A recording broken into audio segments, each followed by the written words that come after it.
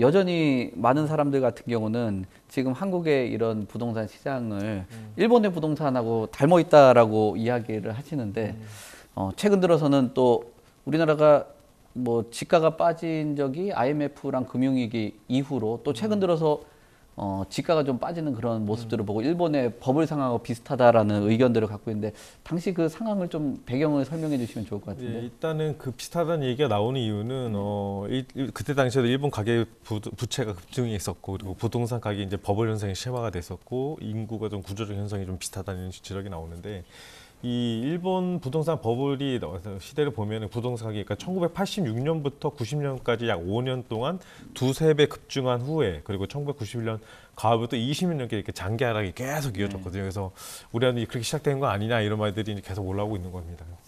당시 일본이 그러니까 베트남 전쟁이나 뭐 이런 거 이후로 그러니까 일본 그러니까 태평양 전쟁 패망한 이후 이제 경제 활성화를 위해서 기술적으로 좀 많이 투자를 했었잖아요. 그래서 수출을 미국에다 많이 했었어요. 근데 미국에 많이 했는데 가격이 워낙 싼 데다가 품질, 그러니까 기술력까지 좋으니까 일본 제품이 너무 많이 잘 팔리는 거예요. 그러니까 미국 애들이 미국이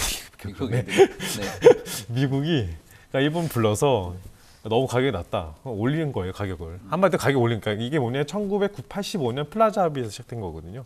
그래서 그러니까 가격이 낮은 엔화 가격을 많이 올린 거죠. 이렇게 올리면서 이 가격 보면은 이 엔고가 되면은 수출이 주조형 성장하고 일본한테 큰 충격을 주니까 일본 이제는 금리를 낮추는 거죠. 기업을 살려야 되니까. 그래서 금리를 낮추다 보니까 이 기업들이 이 부동산, 그러니까 그러니까 금리가 낮으니까 대출을 받으면은 기술이나 이런 쪽에 투자를 해야 되는데 빨리 돈을 회복하기 위해서 부동산에서 투자를 하기 시작한 거예요.